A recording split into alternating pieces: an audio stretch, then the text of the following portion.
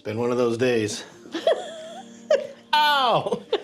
I just got a cramp in my leg. We're already off to a good start, you guys. Episode 1 of The Real Experts Off Market. And we're going to be telling some stories. It's story time. You ever have one of those deals that just, you never think it's going to get to closing, whether you're a real estate agent or just a buyer or seller. Or, you've done real estate deals in the past. You just, every time we go out with our friends, they expect us to talk about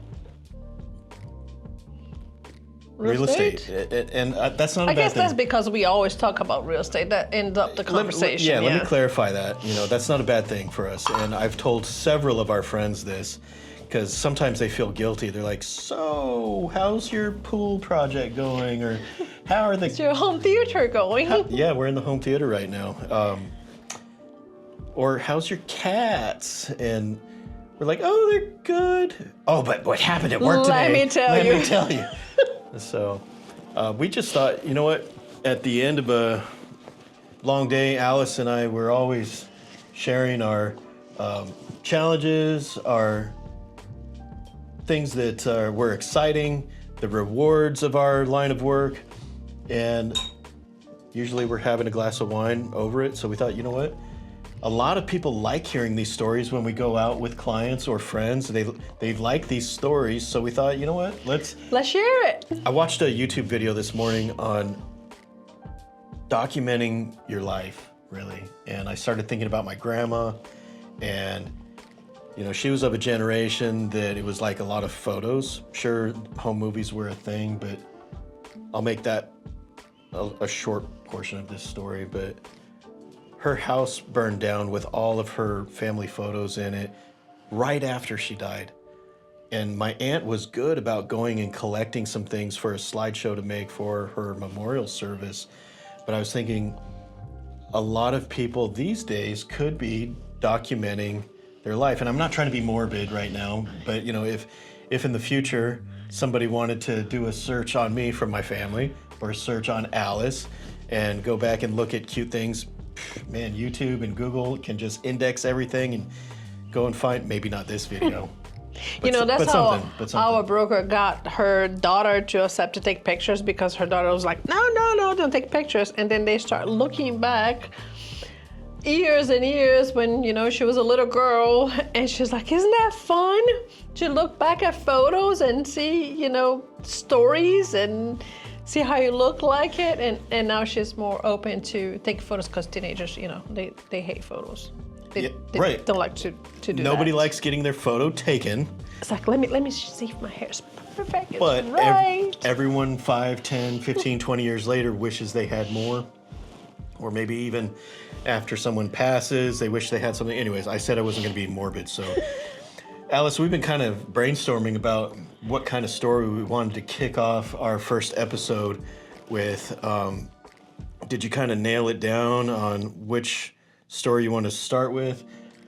We've done over 600 transactions, so there's the good, the bad, and the ugly on everything. Yeah, exactly. So there's potentially 600 stories, but that doesn't even count the ones that didn't actually get to a closing. So if you want to hear more of these stories, I guess I'm getting ahead of myself by asking you to like and subscribe, but go ahead and tell us whatever story you decided that you wanted to talk about today. There was one that we didn't make it to closing, but we did. Okay. I didn't think we were going to make it.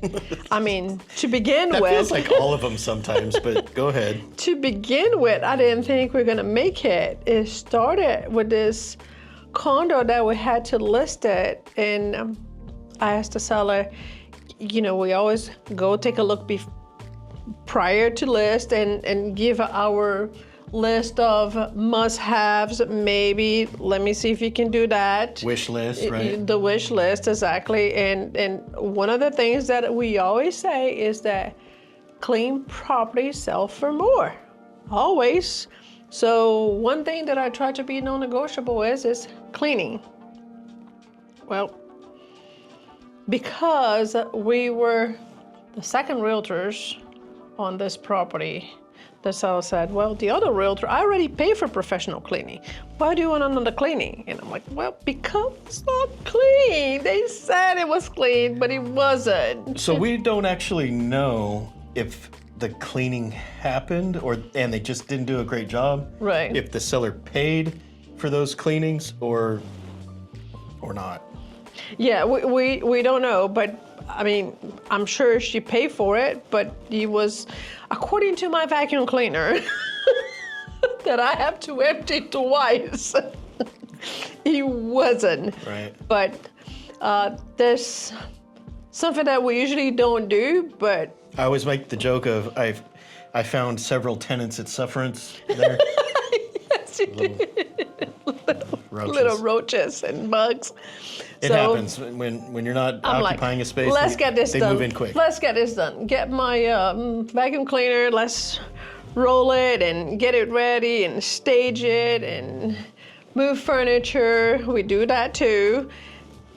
Make the best showing possible to show the property what its potential is, and right. rearrange don't the get furniture. Any funny ideas within reason here, right? You have your part to do as well, but sometimes people don't live up to their side of things, and we still want our portfolio to look good because we've put our name on it, even if our seller doesn't really follow the game plan. And this one was difficult because she was out of the country. Okay. So it was nothing that she could personally do to it or verify in person that was not done. Anyhow, we got it, we listed, put it on the market, chased the market for a while. Yeah, so check the date on this video, but it's a challenging market where right now it is, yes. If you don't get your price right from the get-go and stay on top of it, that's a very common scenario. A lot of sellers are chasing the market. Go on. But I think our first difficulty, let's put it this way, is we've been doing this for a long time. We have over 600 transactions that we close. Right. That is not counting how many contracts we wrote that didn't close. Why do you make me act like this? That was one of them. That's another story. Subscribe if you want to see that one. Oh my God, that was funny. But anyhow, we got an offer and discussed with the seller, and she said, let's counter. I said, perfect, let's counter.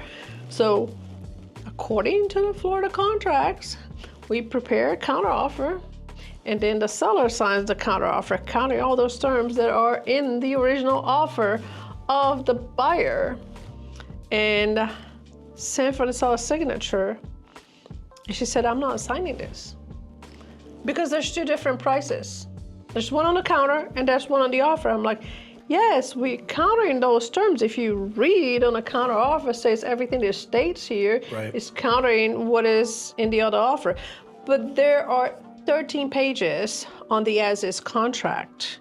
So while you sign the counter offer, you also have to initial all the 13 pages that you're agreeing with the terms that you're not countering. And Alice does all of our paperwork. She runs a really tight ship when it comes to that. There's room for improvement with a lot of the competing agents out there on their paperwork.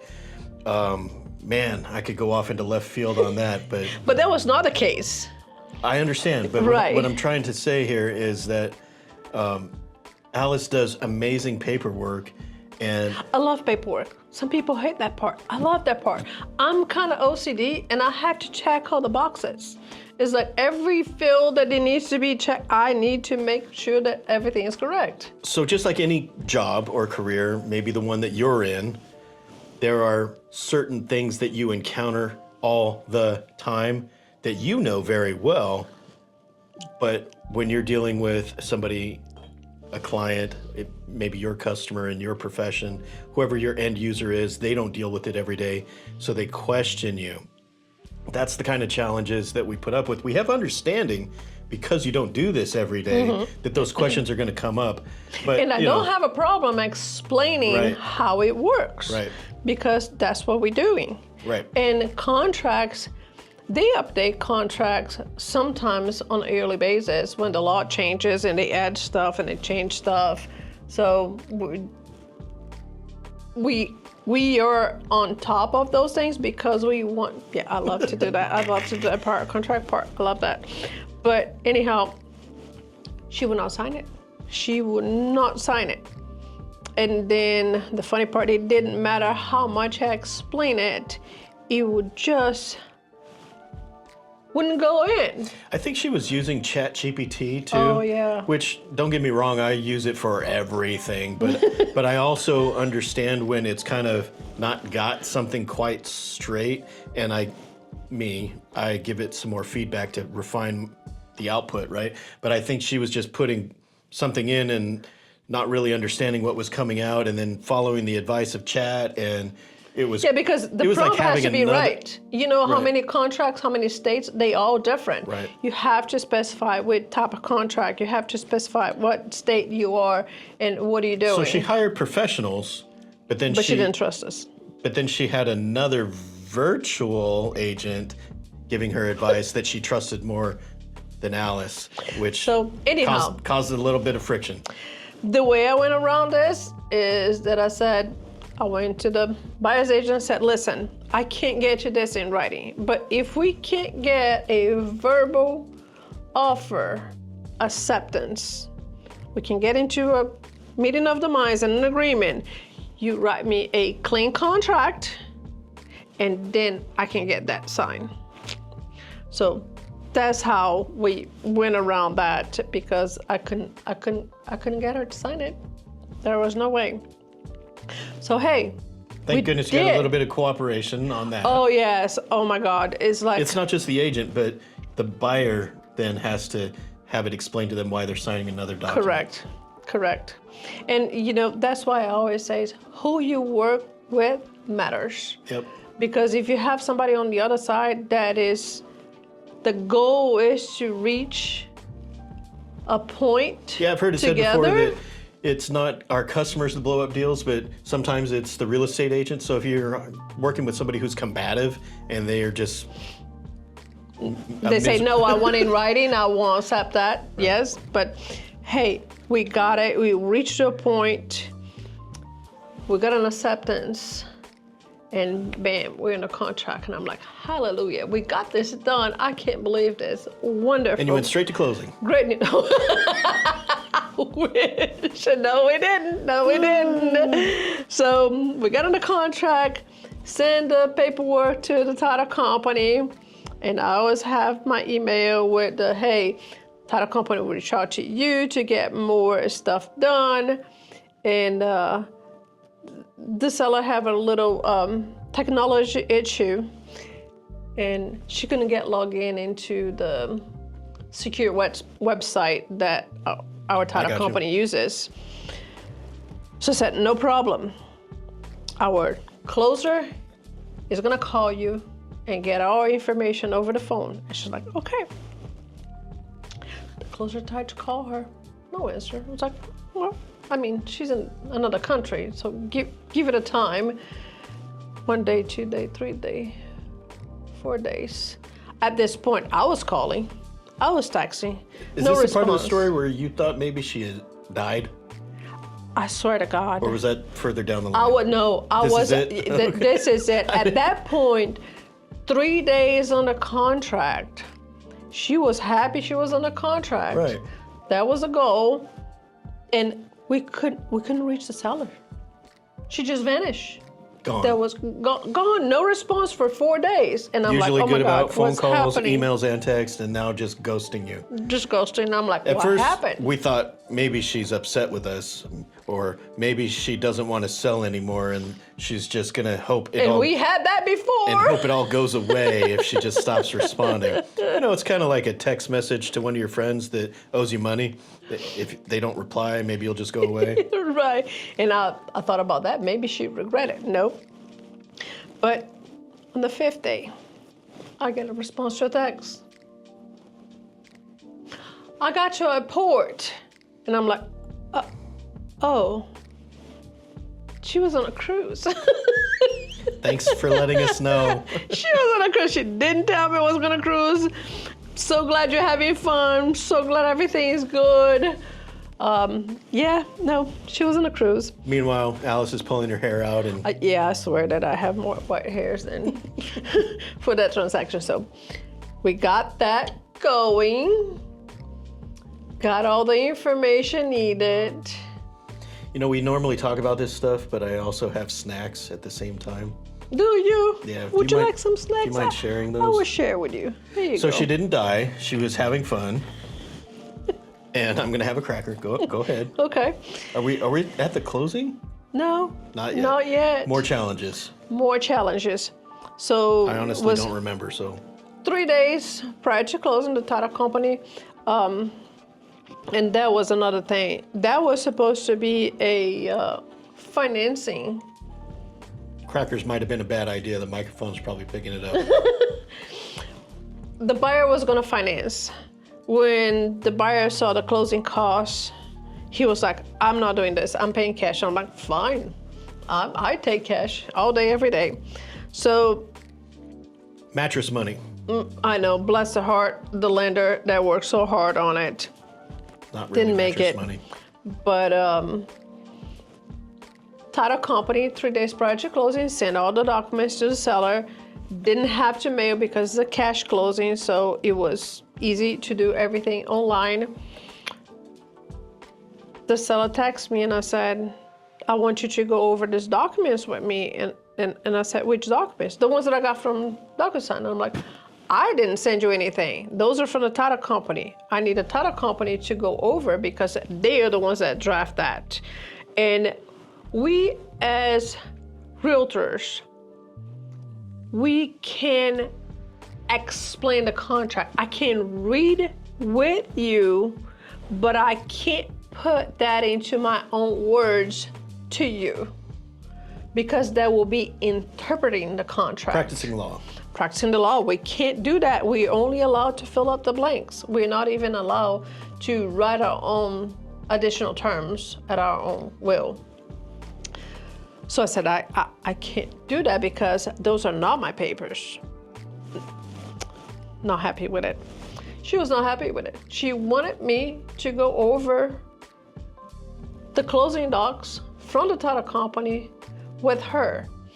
If we all sitting at the closing table, we all sitting together and we reviewing all that together. And then if there's any doubt, I can be there and reassure you of what are you signing. Those documents are usually explained to you at the table in my presence when I'm there. If you're closing in person, even the notary doesn't explain. They tell you what you're signing. You can read what you're signing. If you're an engineer and would like to read all those in advance, take it home with you. They can send it to you and you can read that. Well, she was not happy, so she decided to talk to my broker, which she explained that she doesn't allow her agents to go to that extent of reading documents that we didn't provide to them. So here we are at the closing day. Let me back up for a second. Oh no, it was day before closing day.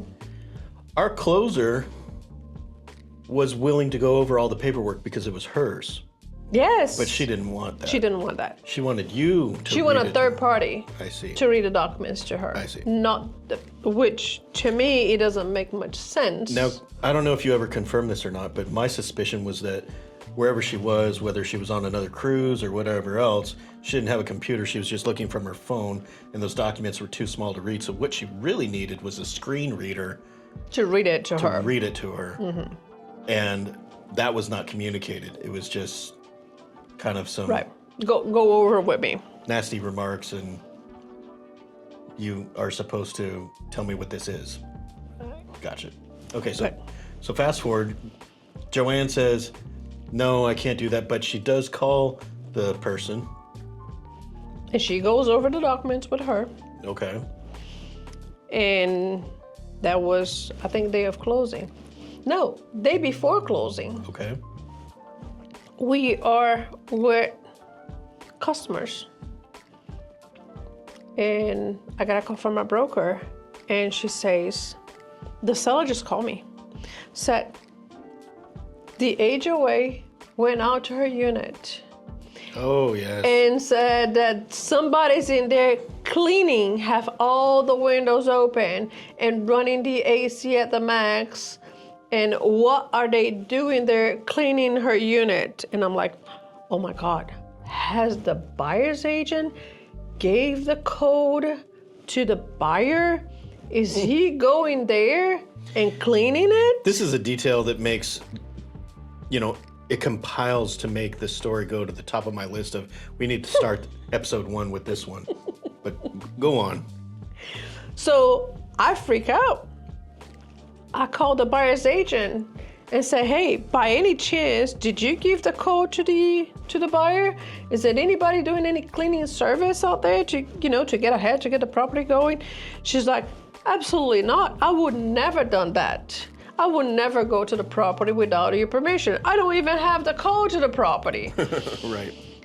And I said, well, maybe ask the buyer if he sends somebody. Plausible.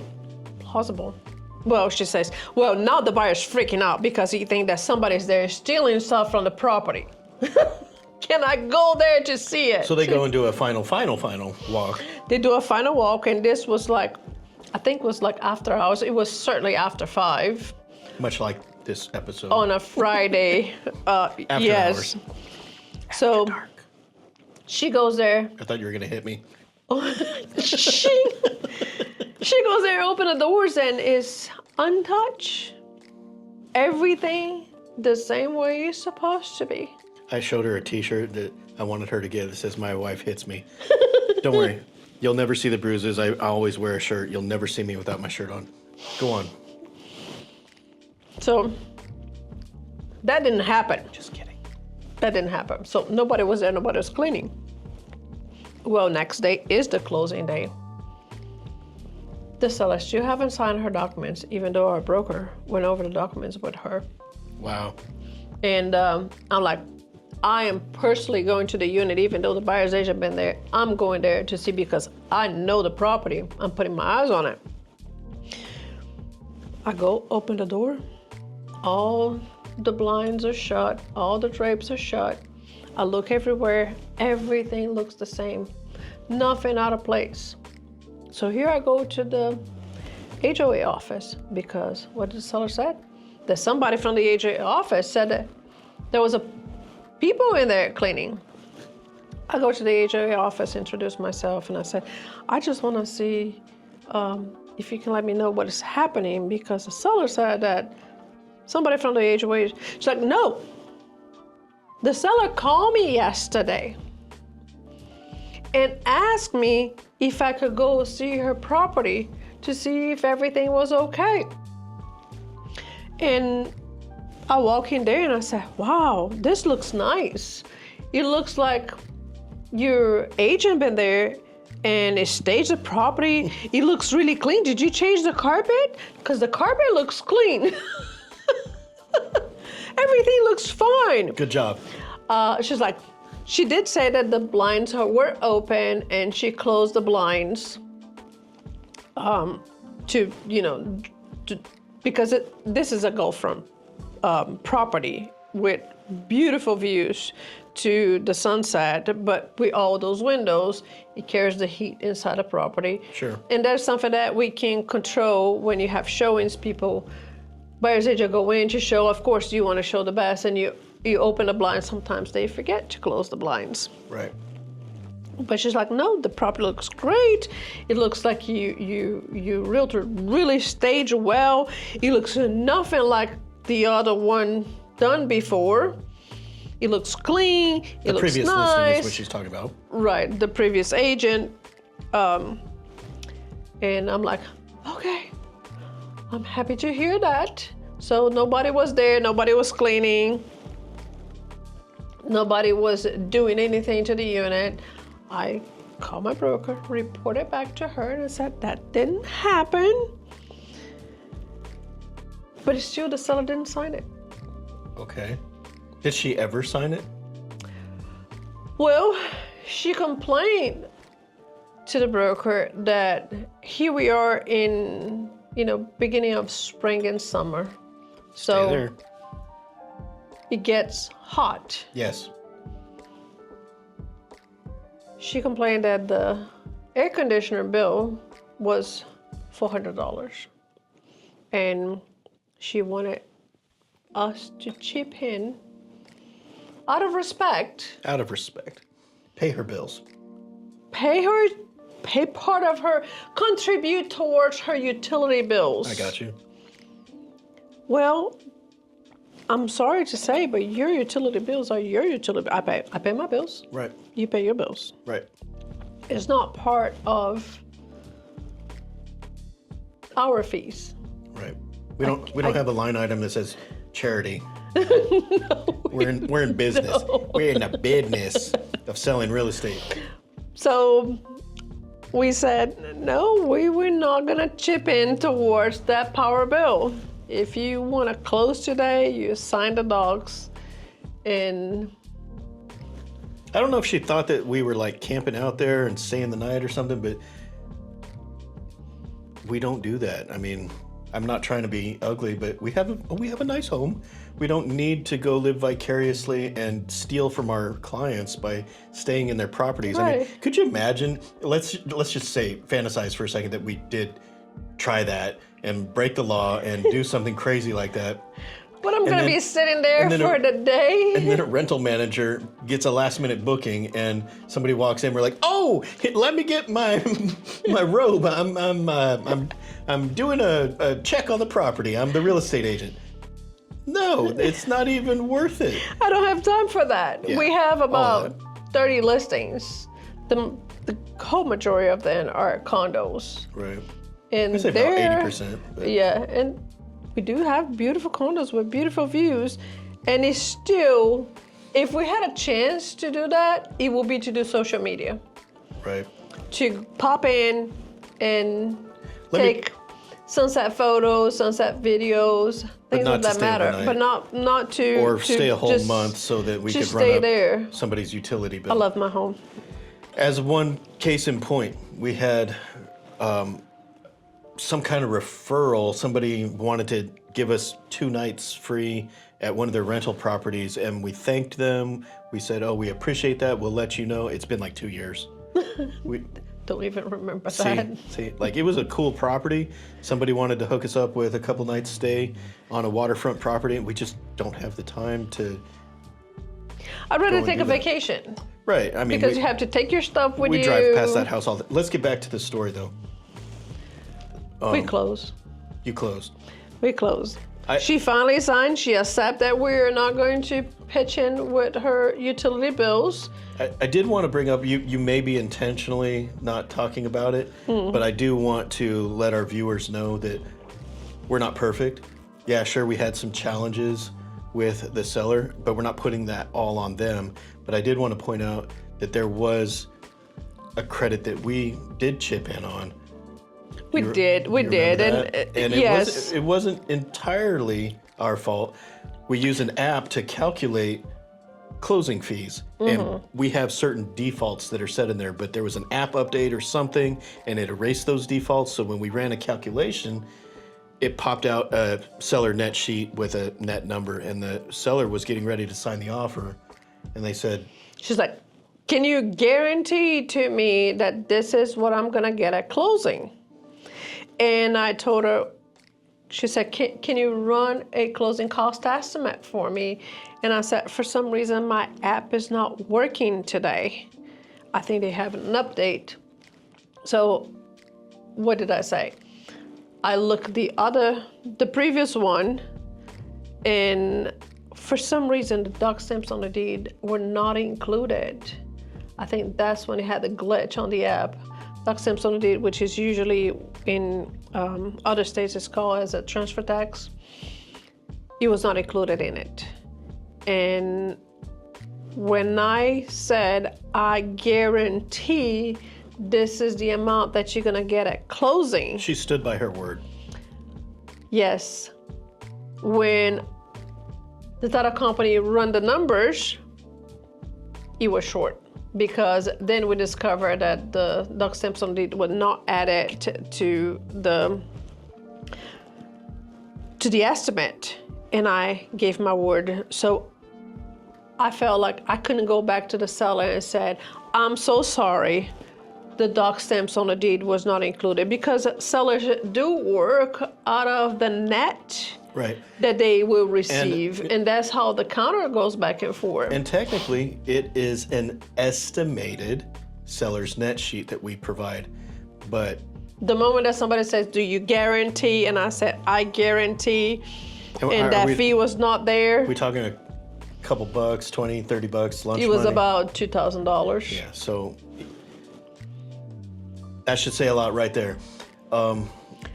We could drag this on, but we should probably let you guys get back to whatever you wanted to do after watching this. We thank you guys so much for hanging out with us for our first episode of Storytime with us. What are we? So I did honor that fee, and that's why the reason that I was not going to honor anything else or pay for utilities, because we are already doing that out of our pocket, because my word, I stand by it. But on the end, the seller did sign it. We accomplished the goal, which was to sell the property. And I feel like I'm the producer at the Oscars right now. I'm going to start playing the music, but no, she has valid points that need to be said. So maybe it was not that fun. It was, I'll say that I have some white hairs from that because it was a lot of stress. I also understand that, the seller at that point was also probably a lot of stress for her, emotional stress, to sell a property when you were out of the country, and sometimes it has to do with moving on and getting rid of the property. We don't know what emotional attachments a person will have to that, so we not aware of all the details from the other side that probably made her so emotional about this transaction. But we hang in there, and we got you closing. So there was a lot of details in there. There's probably a disclaimer running right now that says, that is based on real events that happened, but we did not disclose any names, no property addresses, and we never will in this series. So if you're watching this and you're going, hey, they're talking about me, maybe we were. But the important thing is, we got it done. At least in this story, we got you to closing, and we're able to look back and laugh about it. We hope you're laughing about it too. But most of the time, we're going to be telling the really fun or the really crazy stories from the past. And, as I was said in the beginning of the episode, I used ChatGPT for everything, and it helped me come up with some really cool things to say in our outro here. And I think I might have already did it. Oh yeah, the podcast title is This is Off Market, Real Stories, no names, no addresses, just lessons and laughs. So we hope you guys had fun with us. And if you like this one, subscribe and catch the next story. We'll try to keep it up. You won't believe what happened on the next one. You might. If you made it all the way to the end, though, thanks, you guys. We're going to try and do this. We're going to try and drop an episode or schedule them out. We might get on a roll and record a whole bunch of stories, but we'll try and come up with a time to schedule one per week until we run out. So 600 plus, because we mentioned the ones that didn't get there. Yeah, there's some that didn't close that might be worth mentioning. I could have 3 Ferraris by now if they all closed. No. All right, you guys, thanks for tuning in with us. And by the way, we love telling stories, but we love selling real estate even more. And we do pay the bills, and sometimes yours, by selling real estate. So if you guys need help in the Northwest Florida area, there's our plug. We just had to throw it in at the end. We'll see you guys on the next one. But give us a call if you want to buy or sell. Okay. Bye for now.